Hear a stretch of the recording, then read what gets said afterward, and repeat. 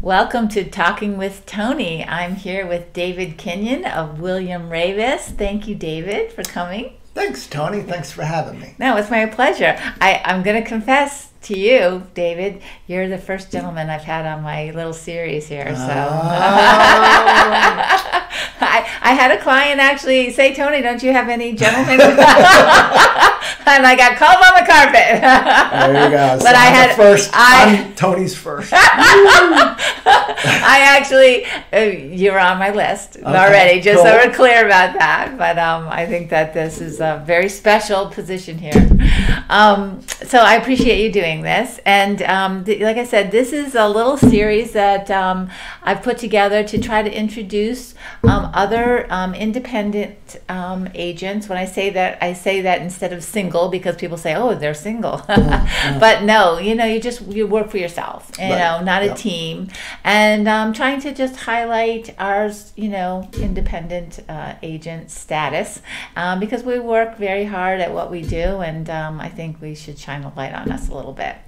So that's great. I want to jump right in and talk a little bit about you, because this is all about learning about David. And so David, tell me a little bit about you had a previous life before real estate as a, correct me if I'm wrong, an advertising exec? Yes. Yep. In the city, New York? In the city, yeah. Okay. Yep.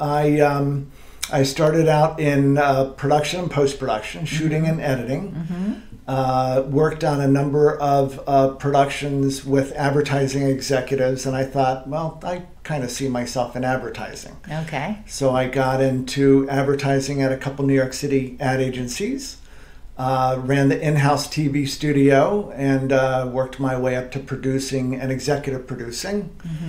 And actually did a lot of the things that I do now in real estate, which is holding a lot of hands, making sure people are happy, doing a lot of negotiating, and overseeing a number of people in different fields.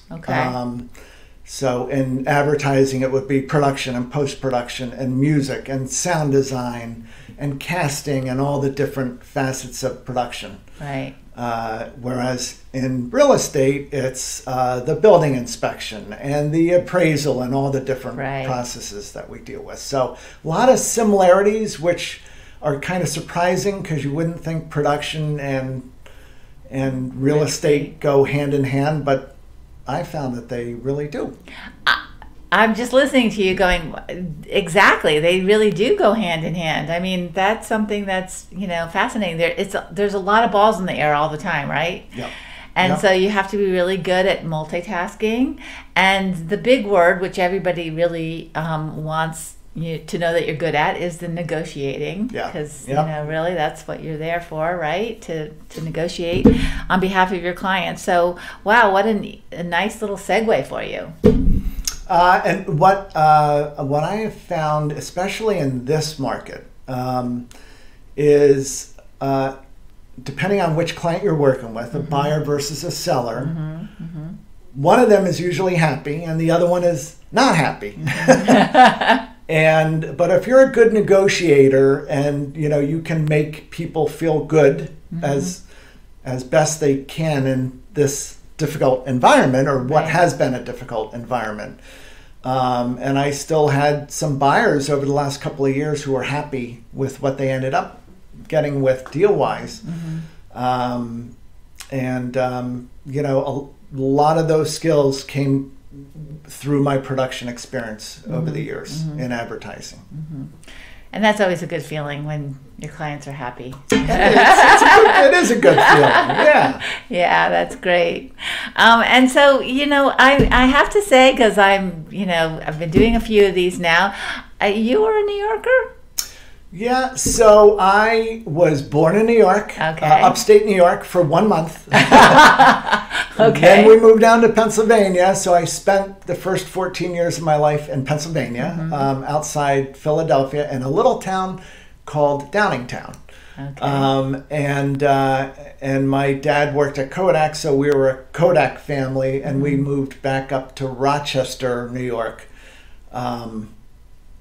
Actually, my first year in high school Okay. was in Penfield High School, which is a Rochester suburb.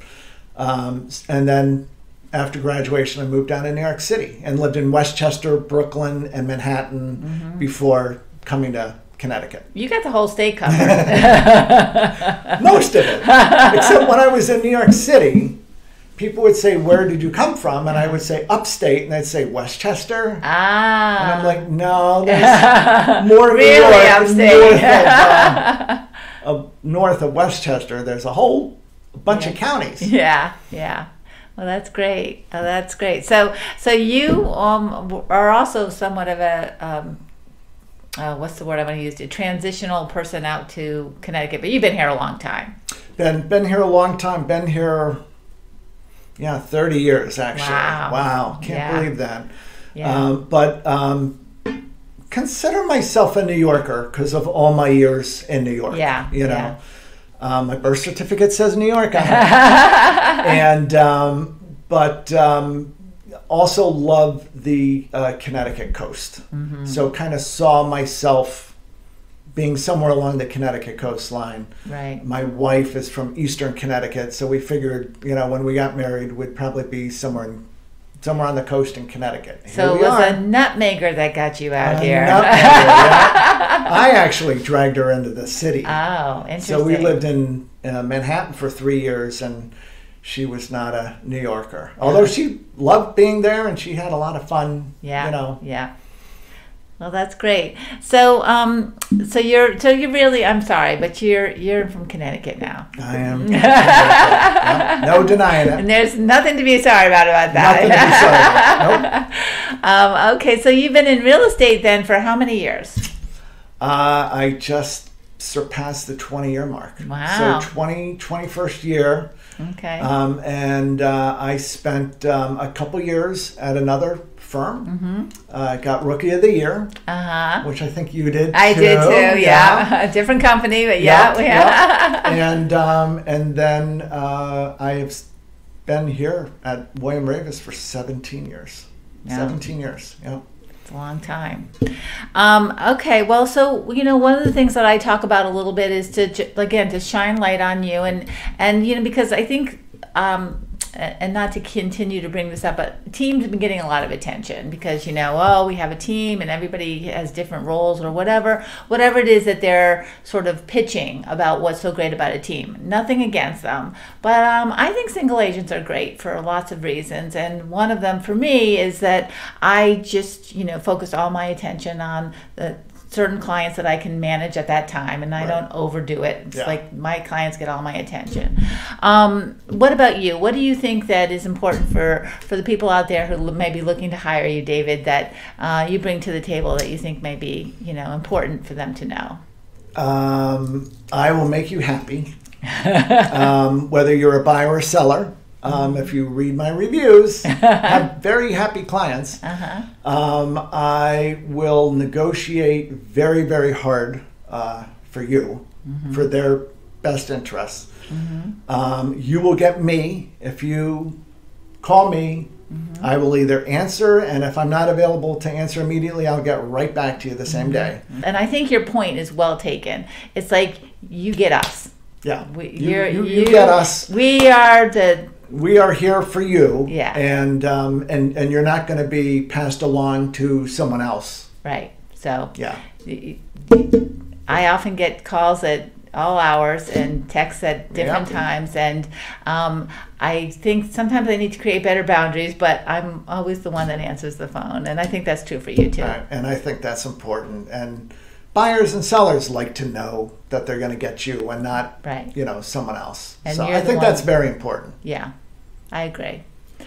Well, is there anything else you want to share before we wrap it up? Because I know this is not meant to go on too long, but sometimes the two of us can be chatty. I've known Toni for so many years, and we have a lot of fun. So this has been fun. Yeah. I'm trying to think if there's anything else. I don't think so. No, I think we've pretty much covered it. It's just a little bit of a taste to say, hey, here's David.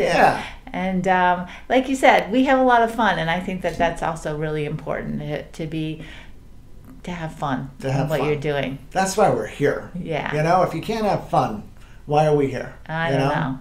Yeah. All right. Well, thank you, David. Really appreciate it. You're welcome. Thanks, Toni. Okay.